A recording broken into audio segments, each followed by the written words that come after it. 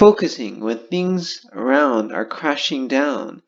How do you focus? How do you do anything?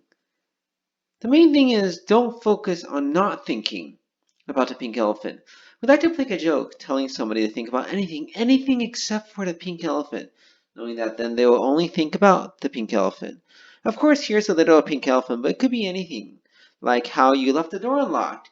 Even if they didn't, they'll think about and keep on worrying about how they left the door unlocked. So how do we go about not doing that? Not trying to focus on thinking about everything else going on. Well, something else you could focus your attention on, like work, is a good way to start. The problem is when you don't have anything, your mind just can't stop thinking about everything else going around you. I remember in residency when I was told one of their colleagues' dad was in the ICU at another hospital after a massive heart attack. I had seen her in the hospital and she was doing her work as usual. I thought it was amazing that she could focus on her work when her dad was so sick. But years later, I realized it was a good coping mechanism. You have to work in a hospital, something that keeps you busy, keeps your mind occupied. When you're in a moment, when you're in a code blue, you don't think about anything else. You just think about a patient in front of you and saving their life.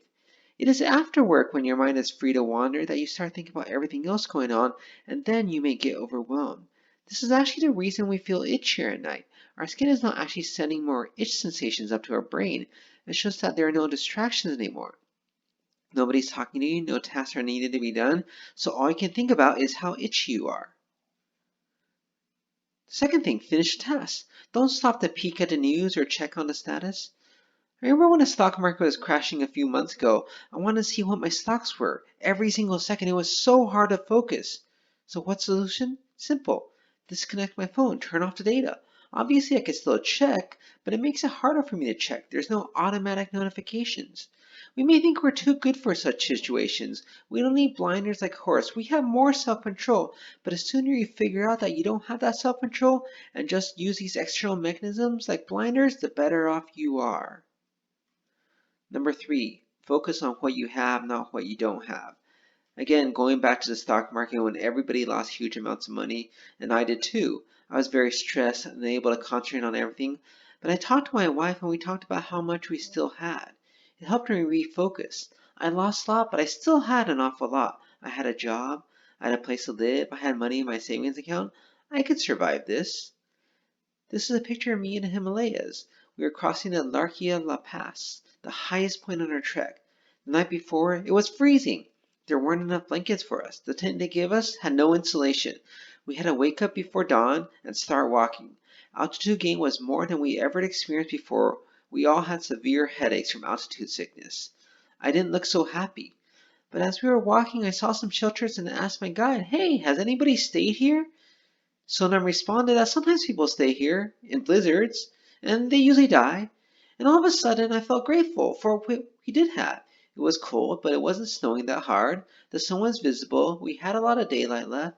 We didn't sleep well, but we had a place to sleep. The guides actually got no blankets and just had to huddle together for warmth inside the dining hall. I truly had it good. Suddenly, the external circumstances didn't bother me so much. First, there was the coronavirus pandemic, with the US having the highest death toll in the world. Not a badge of honor by any stretch of the imagination. And now there's the protests and looting and the burning, and I had to leave my place because it was too dangerous there. And I thought about giving myself a break, not working on my YouTube channel, just reading the news and complaining bitterly to anybody who would listen. But then I look at other countries where they have death and destruction seemingly all the time. Even though it seems the media has forgotten about the war in Syria, it's actually not over.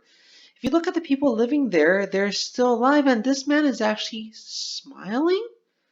And I think about how they keep on going. They can't let every little setback cause them to mope. And when I talk about little setback, I mean big setback, like a bomb destroying your village.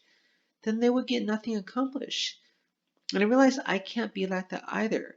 I just need to keep on going with my life. Even though I left the US a few months ago because it's getting too dangerous, I came back and now it's getting dangerous again. I may think my life is falling apart, but I still have a lot to be thankful for. And so that's what I did. I still made it. I still made my YouTube talk for today.